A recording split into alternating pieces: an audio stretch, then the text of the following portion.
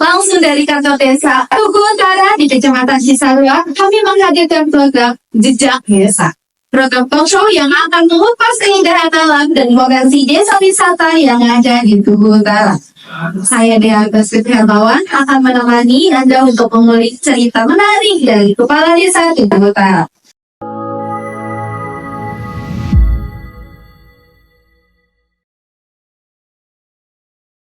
Hari ini kita akan menjelajahi bagaimana pariwisata alam yang ada di Desa Tugu Utara mampu untuk menggerakkan ekonomi lokal serta menciptakan peluang dan mengangkat kesejahteraan masyarakat. Namun, sebelumnya, kami ajak Anda untuk menyaksikan terlebih dahulu editorial berikut ini. Desa Tugu Utara, permata tersembunyi di Cisarua, Kabupaten Bogor. Wilayah ini menyimpan segudang surga pariwisata yang sangat potensial dan menjadi favorit wisatawan. Alasan banyak wisatawan mancanegara betah liburan di Desa Wisata Tugu Utara tidak hanya karena kagum dengan keindahan destinasi wisata alam saja, tapi juga berkat sikap ramah tuan rumah dalam menyambut wisatawan. Selamat datang di acara Jejak Desa. Hari ini kami berada di Desa Tugu Utara, Puncak Bogor, sebuah desa yang memiliki potensi wisata yang dapat mengembangkan perekonomian Tugu Utara. Desa Wisata Tugu Utara telah memperlihatkan kepada dunia bahwa di balik keindahan alam Kabupaten Bogor, ada masyarakat desa yang hangat dan penuh dedikasi untuk mengembangkan daerahnya agar berdaya saing global. Keberadaan destinasi wisata yang ada di Tugu Utara ini kita hampir ada 15-17 destinasi wisata. Ada yang berbasis memang wisata alam, ada yang destinasi wisata yang berbasis jasa akomodasi. Kalau kami melihat sih sebetulnya semuanya juga unggulan. Jadi segmentasi pasarnya memang sudah kebangun masing-masing. Misalkan contoh di Telaga Warna, di Telaga Saat, ada beberapa camping ground, ada beberapa juga yang berbasis akomodasi, ada glamping. Nah, kami melihat semua destinasi wisata di Tugu Utara ini memang semuanya menjadi unggulan kami, dan itu sudah terbangun untuk segmentasi pasarnya masing-masing. Tapi untuk secara kelembagaan di Desa Tugu Utara ini kita tetap mendorong yang dikelola langsung membangun kerjasama dengan KPI Perhutani, yaitu Telaga Saat yang berbasis destinasi wisata alam. Keindahan wisata Desa Tugu Utara kini menjadi primadona wisata.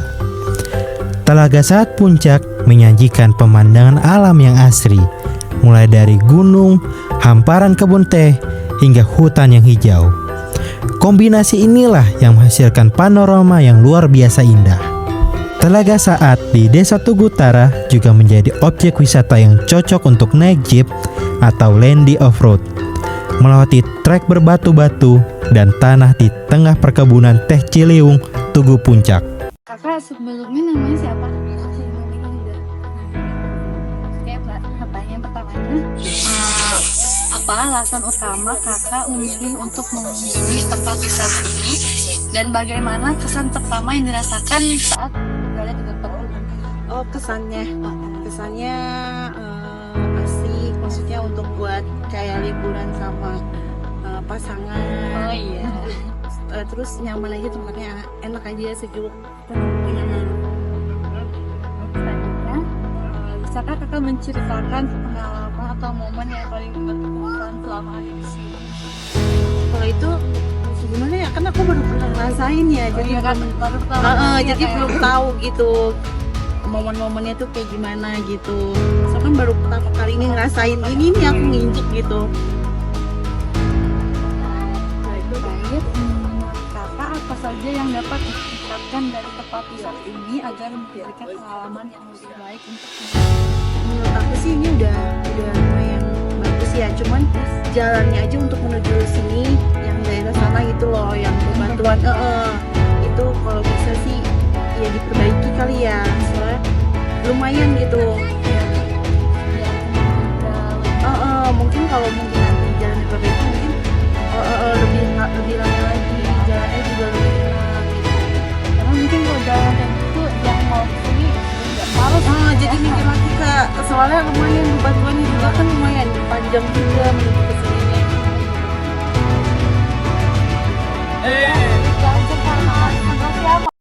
Selain menikmati pemandangan telaga saat yang mempesona, Desa Tugu Utara juga menawarkan pengalaman menginap yang tak terlupakan di antara pegunungan dan telaga yang indah.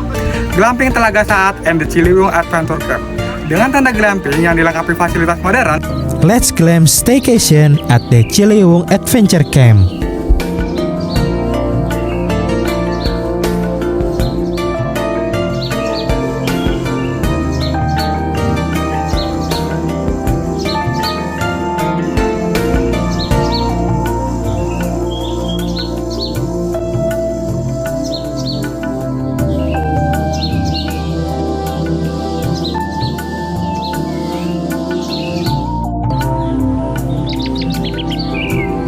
Tea Estate The Ciliwung 1907, perkebunan teh di daerah Puncak Bogor yang mendedikasikan dirinya untuk menjaga keasrian kawasan Puncak, tepatnya di Desa Tugu Utara.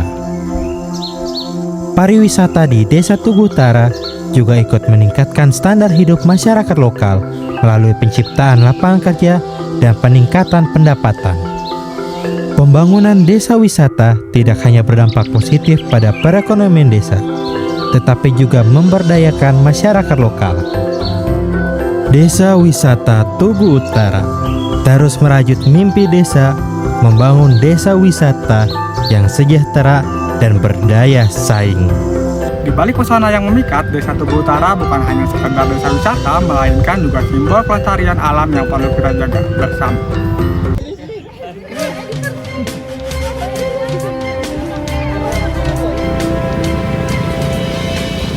Buka mata, rasakanlah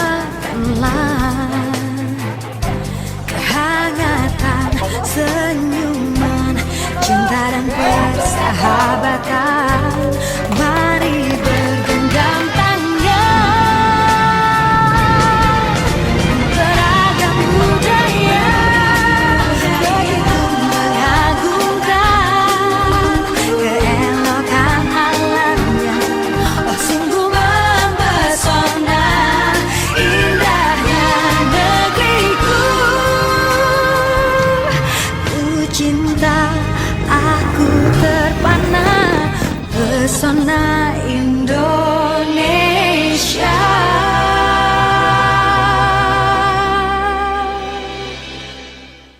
Ini yang akan mengupas keindahan alam dan potensi wisata yang ada di Desa Tugu Utara. Saya, Dea Agnes Fitri Hermawan, yang akan memandu sesi diskusi pada hari ini dengan pembicara kita yaitu Bapak Asep Mahmud Nawawi selaku Kepala Desa Tugu Utara, Kecamatan Cisarua, Kabupaten Bogor.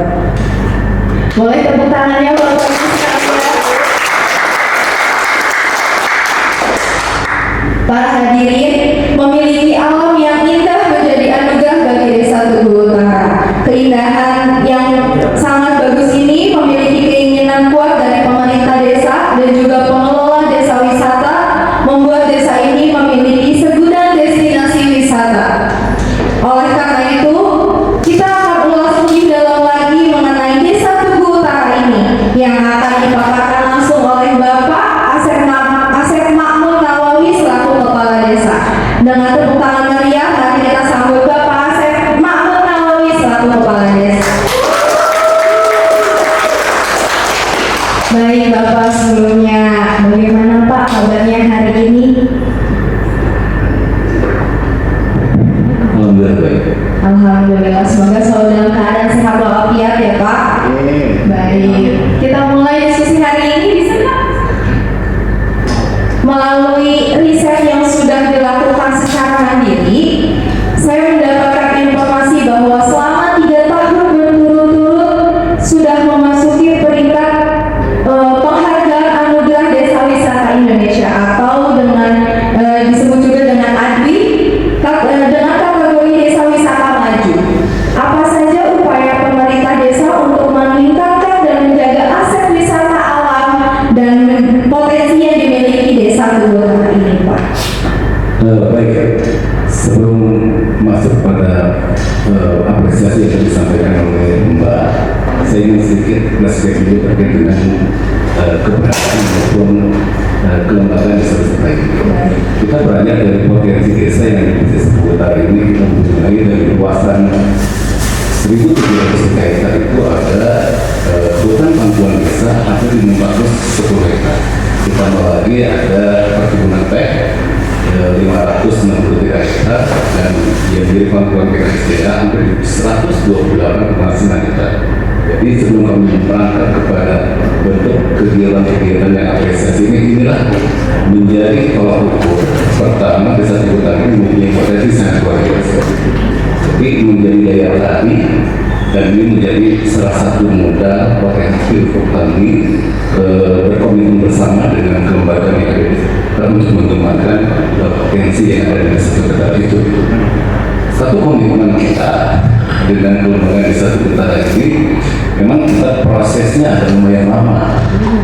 Jadi 2019 3 tahun ini memang kita terjadi penyelenggaraan organisasi. Jadi dulu terbentuk desa wisata ini di tahun 2014. Proses berjalan dan alhamdulillah di tahun 2019 ini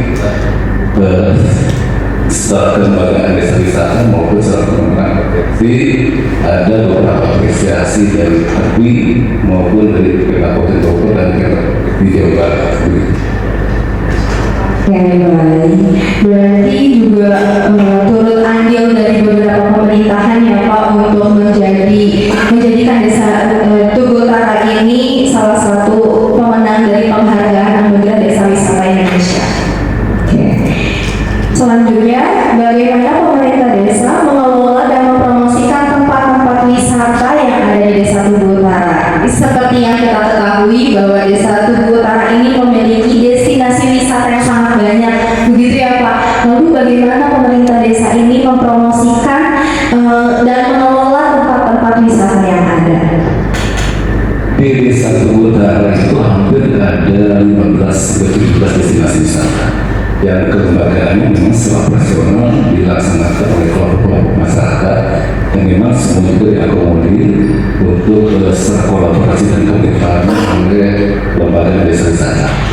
Jadi secara informasi memang kita mempunyai tanggung jawab bersama, peran yang sama dengan peran masing-masing dari kelompok-kelompok masyarakat yang mengelola destinasi wisata. Ini kita mempunyai tanggung jawab bersama terkait dengan ada beberapa program-program kemitraan maupun kolaborasi. Kami punya prinsip dalam rangka pengembangan wisata ini, desa wisata itu tuh berikut dengan komunitas itu harus berbentuk inklusif.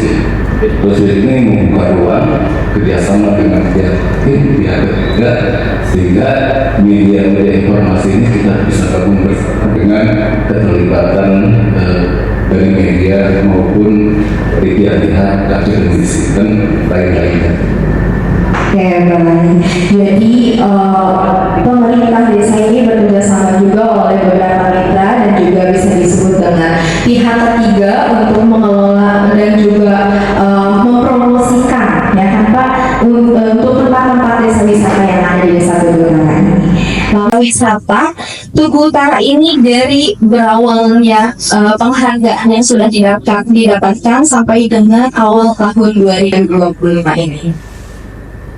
Dari proses 2019 sebetulnya ada beberapa setelah kita bangun desa wisata ini yang ada di Tugu Utara. Pertama berangkat dari wisata desa, karena memang kalau kita secara definisinya desa wisata dengan wisata desa nyaris sama, tapi secara fungsi dan kewenangannya agak berbeda. Maka berangkat wisata desa ini dengan desa wisata membawa satu destinasi wisata yang ada di Tanah Kasar. Itu sebenarnya baku pertama bagi pengembangan pasca rehabilitasi yang ada di Tanah. Nah, setelah berjalan yang tadi saya sampaikan terkait dengan potensi hutan yang ada 610 hektar ini memang dibawahi sudah terbentuk kelompok-kelompok masyarakat untuk pengelolaan destinasi ini. Maka kita elaborasi dan kita kolaborasi membangun satu kemitraan sehingga dalam pelaksanaan kegiatan pengembangan ini kita diberikan beberapa apresiasi dari pemerintah daerah tersebut dan pemerintah provinsi maupun di bidang pariwisata dan ya pusat.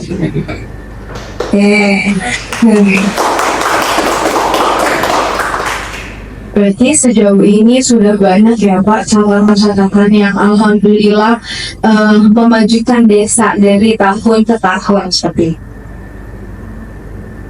Saya mendapatkan informasi kembali bahwa Desa Tugu Utara ini memiliki gedung kreatif center, betul Pak? Lalu untuk apa Pak fungsinya? Untuk apa fungsinya di bangunnya gedung kreatif center ini? Baik, ini sebenarnya output untuk pembangunan gedung Jabatan Kreatif Center ini adalah satu proses output dari lingkungan kita berbasis pengembangan wisata.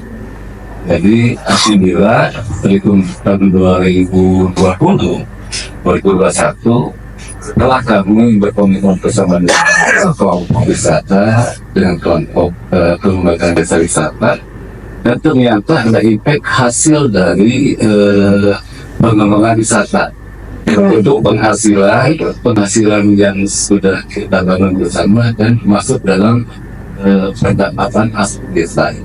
Nah, kemarin kami memang secara misi ada beberapa yang kami rencanakan untuk membangun gedung ini. Gedung ini kami beri nama Gedung Tugu Utara Kreatif Center. Dan memang di dalamnya itu secara fungsi ada beberapa yang kita rencanakan pengembangan ke depannya. Pertama, untuk pemenuhan dasar kesehatan masyarakat kita bangun di gedung kreatif center ini ada polides, ada poliklinik desa. Terus lagi di ruang lantai pertama itu nanti ada media promosi dan informasi wisata, dan nanti terintegrasi dengan ikut dengan pameran produk unggulan desa. Karena produk unggulan desa itu Tugu Utara itu sudah punya program One Village, One Product, yaitu salah satunya fokus di pengembangan komunitas home. Dan nanti ada displaynya di sana. Dan di lantai 2 itu direncanakan nanti akan dialokasikan tempat untuk berliterasi dan berbasis digital. Jadi ada perpustakaan digital, ditambah lagi dengan ada B2B-nya, kami mau rencanakan dengan masyarakat desa Tugu Utara. Nanti ada semacam admin di sana untuk membangun komitmen MOU dengan para pelaku usaha. Nanti ada perjanjian bisnis to bisnis dengan kan yang sudah sekarang dari dalam proses produksi. Dan sebelahnya ada aula desa, aula pertemuan. Ya baik, jadi gedung kreatif center ini itu banyak ya Pak fungsinya.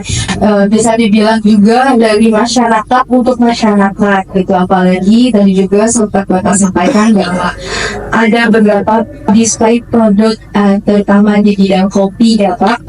Itu mungkin meningkatkan UMKM di Desa Tugu Utara yang bisa kita bilang juga sebagai salah satu wisata mungkin ya Pak, wisata yang ada di Desa Tugu Utara.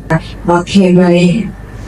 Desa Tugu Utara ini sangat banyak sekali ya Pak, banyak sekali dari segi destinasi dan juga fasilitas yang memadai untuk masyarakatnya. Oke, mungkin dilanjut ya Pak. Menurut Bapak, apa sih Pak pentingnya menjaga dan mengelola potensi alam yang dimiliki? Ya, kami melihat bahwa Danau Senturi Tugu Utara ini punya alam yang sangat luar biasa. Ini sudah saya sampaikan beberapa potensi di hutan, di perkebunan yang memang ini harus menjadi komitmen bersama kita jaga selama. Nah, di hutan ini ternyata kami ada perjanjian dengan Perhutani, dengan BKSDA, dan alhamdulillah itu fungsi hutan di Tugu Utara ini memang itu perhutanan sosial, tidak sama dengan fungsi hutan yang misalkan ada hutan taman nasional gitu. Kalau fungsi perhutanan sosial itu memberikan akses luas kepada masyarakat untuk ikut dalam pengelolaan hutan, bisa dalam aktivitas pengembangan wisata alam maupun pengembangan pertanian komunitas kopi. Jadi ini merupakan yang berat buat kami, dan kami harus komitmen dan membangun kesepakatan bersama bahwa alam yang Tugu Utara ini harus tetap menjadi komitmen kita dirawat konservasi. Ya, baik. Jadi sebenarnya ini sudah sangat dipersiapkan matang oleh pemerintahan desa ya Pak, oleh kepala desa Bapak sendiri dan juga rekan-rekan bekerja sama untuk membangun komitmen untuk mengelola potensi alam yang ada.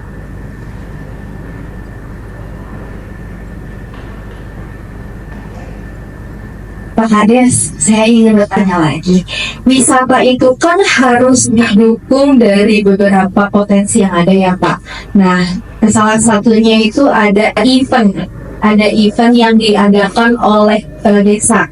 Kira-kira ada nggak sih Pak event terdekat di tahun 2025 ini yang membangun lebih membangun nama baik pariwisata yang ada di Desa Tugu Utara?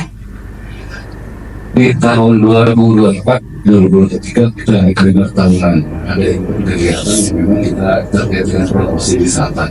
Salah satunya memang ada bentuk kolaborasi kerjasama dengan pihak-pihak. Maka dalam kegiatan ini kami semua para pelaku usaha wisata di Desa Tugu Utara ini ya kurang lebih 17 destinasi wisata itu akhirnya dikolaborasikan dengan ikut kegiatan di 17 Agustus. Itu ada promosi wisata.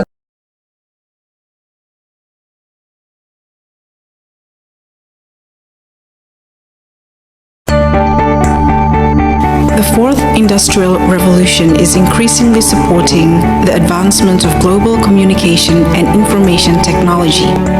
Its development must be accompanied by the ability and skills to adapt and take advantage of all opportunities within it. Are we ready to welcome it?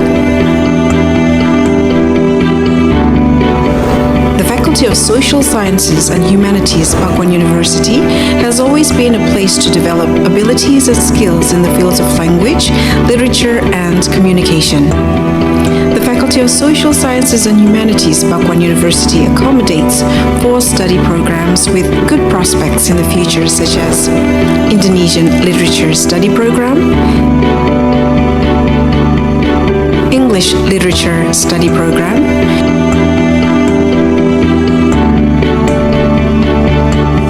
Japanese Literature Study Program,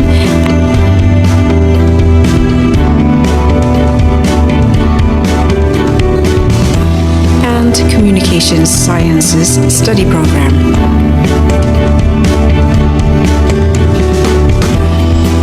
Each study program carries out various effective and applicable lecture activities to create an active and creative generation in global developments. Academic services are supported by CIMAC platform, an integrated information system that is practical and make it easier for the students to process and obtain information about academic activities. Our complete and comfortable facilities provided to support all academic and non-academic needs of students. Library,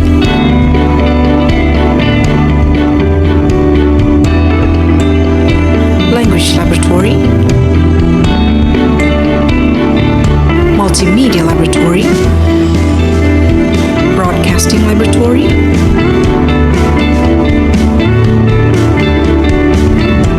photography laboratory,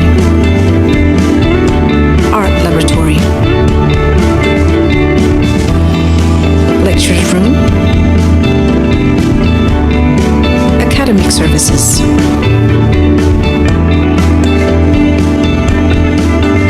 Faculty of Social Sciences and Humanities, as a learning organization, will continue to improve the quality of lecturers and also graduates, participate in preserving the culture of local wisdom, excelling in the fields of language and literature, media and communication.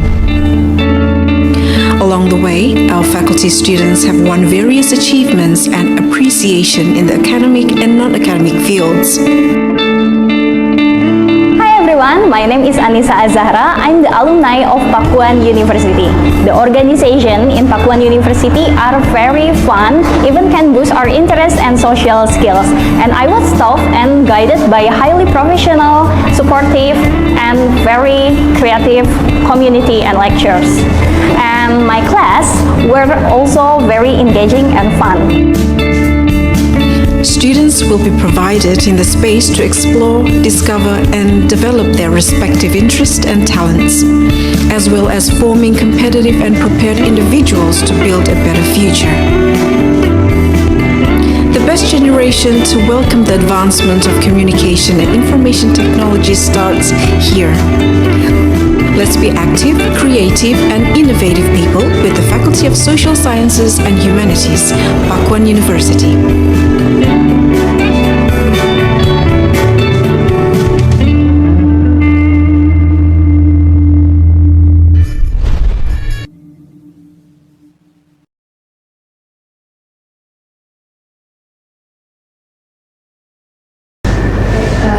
Izin bertanya Bapak, bagaimana Bapak menjawab tantangan dalam meningkatkan edukasi dalam pengelolaan dan pelestarian budaya lokal di Tugutar? Terima kasih.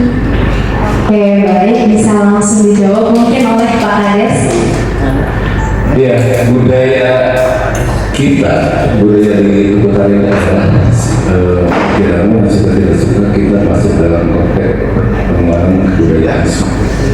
Karena kami kemarin sudah bekerjasama dengan desa wisata, ada salah satu pengembangan untuk budaya desa ini kita bangun ada sangat seni budaya itu di samping kita untuk memberikan pengetahuan kepada masyarakat, dan ini adalah salah edukasi juga buat anak kita yang terkait dengan budaya. Memang dalam proses hari ini memang di zaman ini dengan digitalisasi, dengan era-era global yang memang ini harus ada ruang untuk mengedukasi masyarakat, khusus mereka-mereka anak-anak ini dalam bentuk kegiatan-kegiatan seni. Maka kami menyusun kegiatan-kegiatan itu dalam kita formalkan agenda tahunan ini kan pentas seni budaya. Salah satunya ya mengembangkan seni budaya sebagai salah satu ruang edukasi buat masyarakat, khususnya buat anak. Itu pertama. Yang kedua, yang tadi terkait dengan kearifan lokal, terkait dengan potensi alam yang ada di kita, kami membangun kemitraan dengan instansi terkait. Bahkan salah satunya pemangku hutan yang ada di satu Tugutar ini. Ada dua institusi, yang pertama yaitu KPH Perhutani dan BKSDA. Kami berkomitmen bahwa membangun bersama, menjaga bersama konservasi tanaman di desa Tugutar ini. Oke, baik. Bagaimana Kak Najwa? Apakah sudah terjawab pertanyaannya? Terima kasih, Pak. Mungkin ada pertanyaan lagi?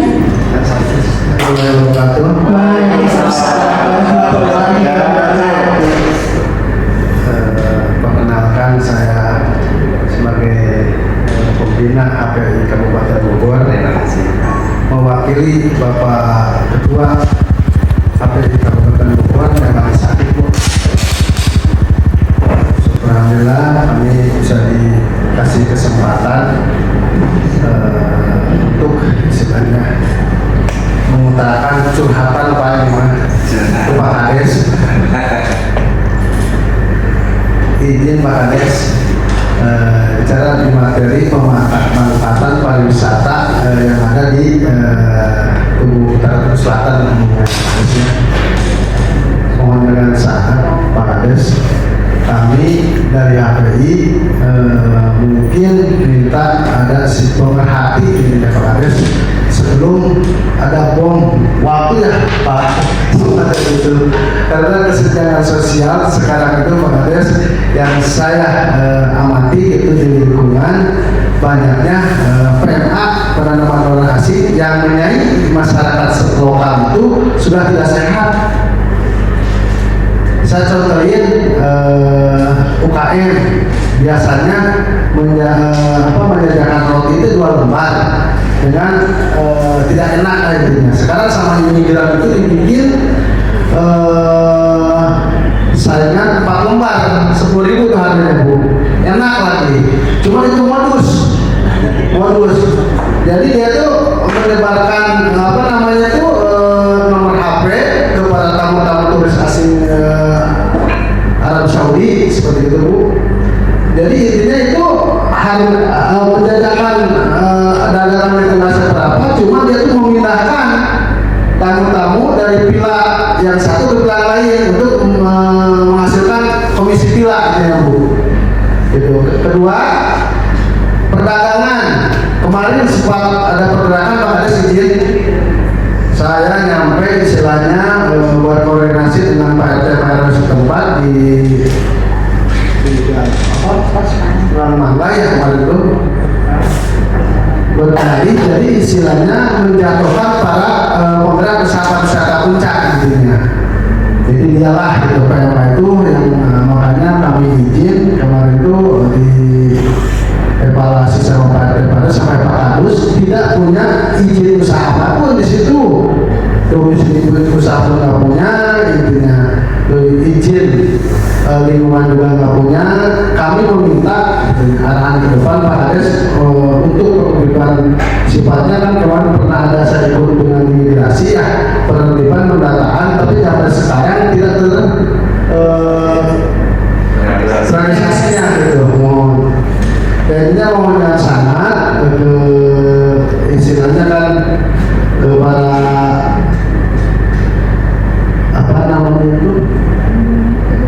pelaksana tugas dari dinas apapun, utama dari dinas pariwisata mau menyampaikan intinya buat menertibkan PMA itu orang asing yang sifatnya itu ada oknum, nah sebagian kan ada resmi gitu kan, jadi oknumnya ini yang jadi persaingan tidak sehat buat masyarakat. Yang itu gitu Pak Kades.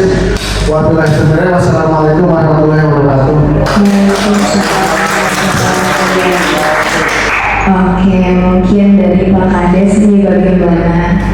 Ya baik, terima kasih Pak Dadan, beliau ini Ketua BUMDes Selatan ya. Beliau itu luar biasa dihadiri baik aktivitas juga. Memang Bapak sekalian, Tugu Tara Selatan ini salah satu produktif desa yang dulu memang salah satu destinasi wisata untuk turis-turis Timur Tengah. Dan bisa lihat di media, malah kami pun desa Tugu Tara Selatan ini terimplikasi yang informasi yang kurang bagus. Dulu bahwa ada isu-isu konflik apa. Nah terkait dengan fokus yang diperlukan pada yang memang terkait dengan regulasi aturan dan modal asing ini ya setelah kewenangan kan bukan kewenangan desa Pak. Nah pemerintah pun terkait dengan penanaman modal asing ini sudah memberikan ruang seluas-luasnya kepada penanaman modal asing di kita. Nah aspek legal yang dari kita itu kebanyakan sekarang yang orang dari Timur Tengah berinvestasi di kita itu dengan legalitas badan hukum untuk penanaman modal asing. Satu, mungkin ada jaminan kepastian hukum buat mereka. Kedua, terkait dengan pengamanan aset mungkin ya. Nah, secara kewenangan memang kami melihat situ desa hanya kewenangan terkait dengan domisili yang memang secara faktual memang ada kegiatan aktivitas usahanya di kita. Itu pertama. Nah itu PK berbeda lagi yang seperti pada tadi imigran. Nah imigran ini jadi permasalahan kita udah klasik banget Pak. Kami sudah berkomitmen malah konsensus bersama dengan para tokoh masyarakat untuk tidak dijadikan tempat hunian untuk imigran. Dulu di tahun-tahun ke belakang itu ada badan dunia yang memang mengelola terkait dengan aktivitas imigran itu. Ada UNHCR, ada CWS, ada IOM. Nah, ada beberapa tahun ke belakangnya sekarang sudah kelembagaan itu nyaris tidak berfungsi. Malah implikasinya sekarang kami yang ada di desa ini menjadi objek untuk tempat tinggal aktivitas kegiatan para Nah, di samping itu sekarang sudah mengembangkan karena memang dia dituntut untuk hidup di sini, membukalah usaha-usaha kecil. Ini konteksnya memang di luar PMA, Pak. Kalau PMA itu kan memang setelah aspek legalitasnya memang beliau sudah ada aturan perundang-undangannya. Tapi mereka yang imigran ini ada aktivitas ekonomi, malah di pasar kami melihat di pasar ini, di Pamesta itu satu lokal semua sudah imigran dan ruko lagi ya, rukonya imigran, kita banyak yang imigran. Nah, secara kewenangan sebetulnya kan ada di level pemerintahan Kabupaten Bogor dan imigrasi. Kami kadang-kadang jadi dilematis, Pak. Mohon sama mungkin persepsi kami dengan Pak Dana. Kami akan bertingkat salah karena ada undang-undang tentang kemanusiaan atau apapun itu. Kami kadang-kadang terindikasi masalah-masalah aspek sosialnya. Bukan sedikit Bapak Ibu terkait keberadaan imigran ini terjadi permasalahan sosial dengan masyarakat. Maka kami di pemerintah desa dengan dibantu lembaga desa sudah menegakkan pendataan dan memberikan pengawasan secara khusus kepada imigran yang akan ditindaklanjut laporannya kepada imigrasi. Saya kira sebelumnya memang permasalahan-permasalahan yang ada di puncak wabil khusus Tugu Selatan, Tugu Utara itu nyaris sama. Malah sekarang itu terindikasi keberadaan imigran itu sudah meluas di satu kecamatan di Satuan. Kalau kita perbedakan PMA dengan imigran itu sangat-sangat jauh berbeda. Destinasi wisata dari Timur Tengah, misalkan dari Saudi, dari mana, dia terbatas dengan bisa kunjungannya. Ya, ada yang 2 minggu, 1 bulan, dia buang uang dan dia pembuatan ekonomi ke masyarakat, dia pulang. Tapi berbeda halnya dengan imigran. Imigran ada yang sudah 10 tahun, 15 tahun begini. Nah, ini keberadaannya memang kami ada dilematis terkait dengan pengaturan kewenangan. Kewenangan kami agak terbatas untuk desa. Paling hanya pengawasan terkait aktivitas sosial. Bagaimana Pak Dadang? Apakah sudah terjawab dua pertanyaan yang Bapak sampaikan kepada Pak Kades? Ya, mudah-mudahan ya. Ya, mudah-mudahan dengan adanya istilahnya diskusi ini tentunya Pak Kades ya, jadikan wasilah. Saya sangat miris Bu kalau melihat dulu saya di HP itu dari tahun 2011 mungkin sampai sekarang perputaran uang buat masyarakat ini kami datangnya turis mancanegara dari Timur Tengah itu semalam 6 sampai 7 miliar Bu. Yang kami dapatkan. Sekarang itu kata Pak Kades betul, perekonomian masyarakat di Walong Kaling itu perharinya tidak sehat. Contoh, kalau beli beras di sini misalnya 30.000, kalau di sana kan dia langsung dari cukainya saya ngerti. Separuhnya Bu 15.000. Lebih murah ya Pak? Lebih murah, betul. Lagian posisinya ada di pasar lagi gitu. Kami memohon gimana istilah caranya supaya bisa kembali perekonomian masyarakat lebih simpel gimana caranya gitu. Semoga adanya diskusi hari ini Pak menjadi jawaban ke depannya seperti itu ya Pak. Terima kasih ya Pak Dadang.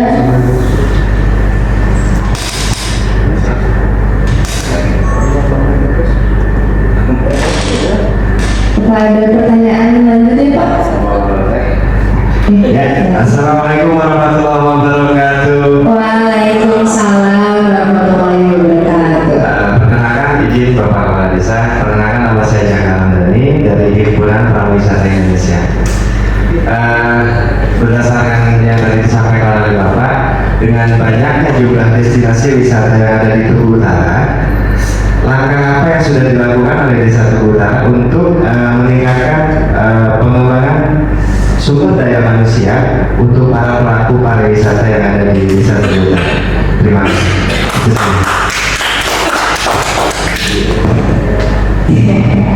Baik, terima kasih Pak Ramdhani dari HPI. 17 destinasi pariwisata kita itu yang memang ada, kami buat klaster, ada yang di dalam kawasan, ada yang di luar kawasan. Nah, yang tadi saya sampaikan di awal di sambutan kami, yaitu kami tidak bisa berdiri sendiri, maka ada konsep yang HELIX gitu. Pengembangan wisata ini ada keterlibatan masyarakat, ada keterlibatan pemerintah, ada keterlibatan akademisi, keterlibatan media informasi juga. Maka dalam masa ini ada beberapa di tahun kebelakang kita kerjasama dengan beberapa universitas. Yang pertama Trisakti, terus lagi kita sudah membangun MOU dengan Unkris. Nah, dari itu implementasi untuk terkait dengan berbagai kegiatan itu salah satunya penguatan SDM untuk tahap wisata.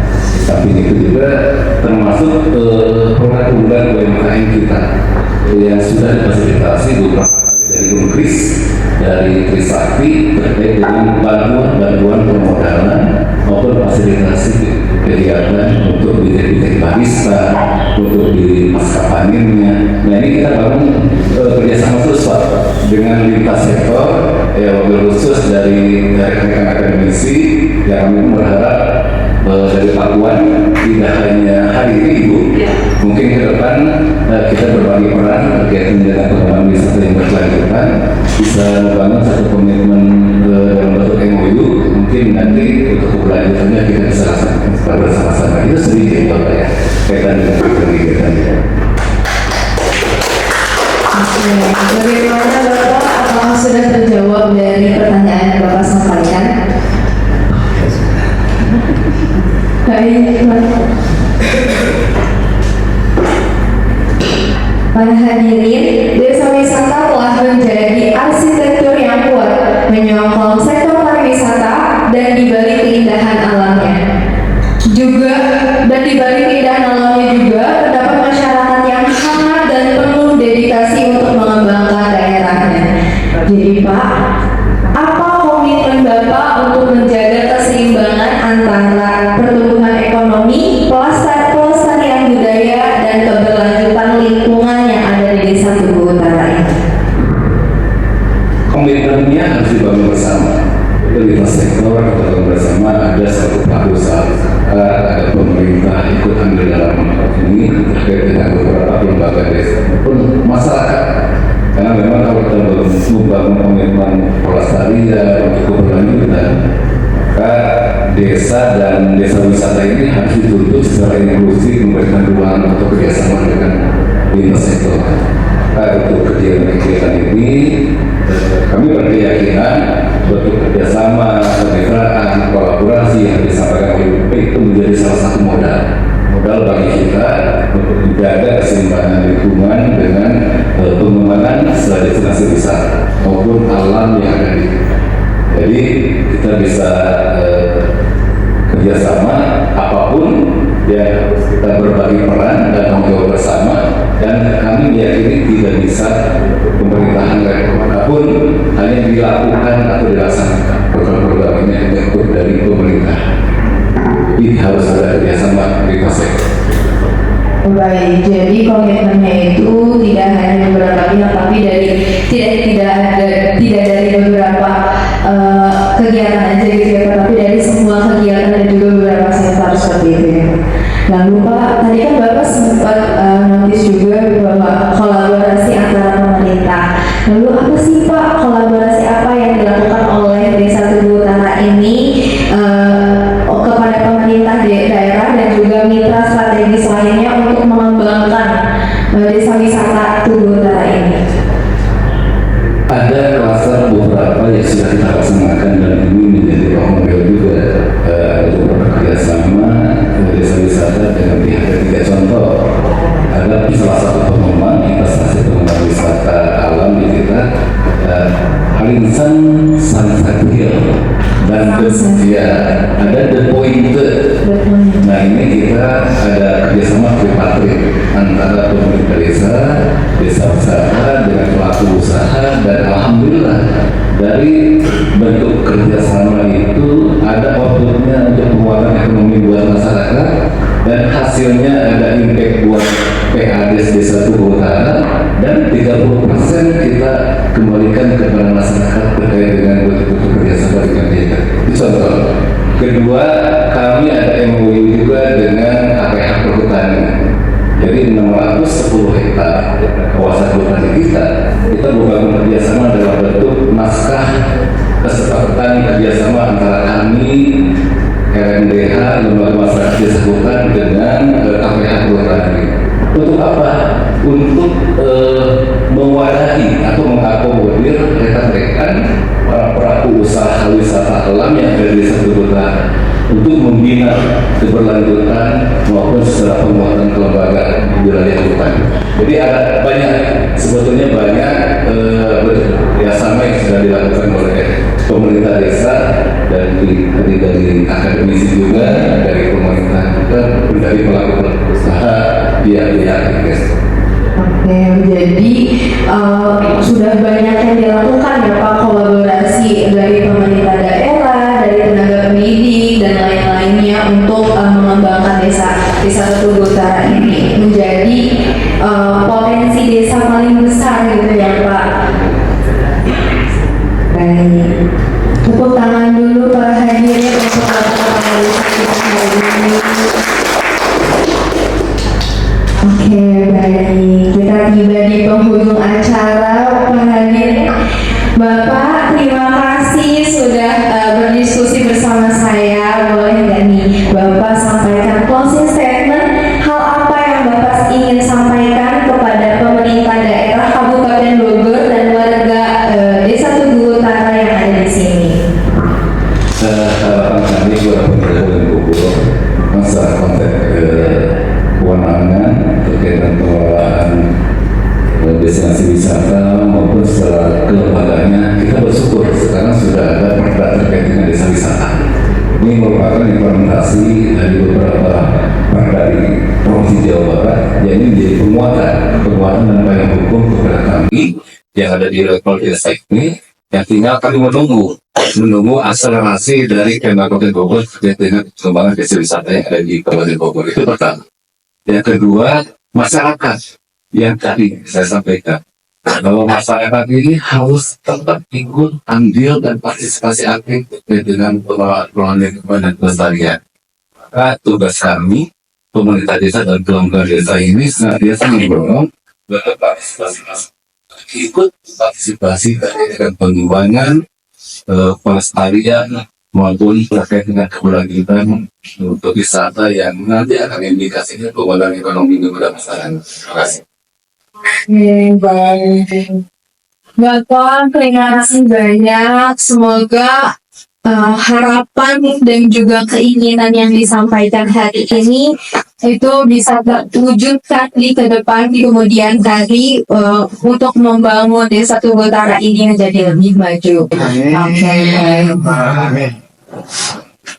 Dalam hari ini memberikan catatan penting bagi kita bahwa dengan semangat dan juga komitmen yang kuat antara pihak pemerintah desa dan juga warga sekitar, tentunya desa wisata ini diharapkan dapat terus berkembang dan juga berdaya saing di kancah global, dan Desa Tugu Utara telah melakukannya saat ini.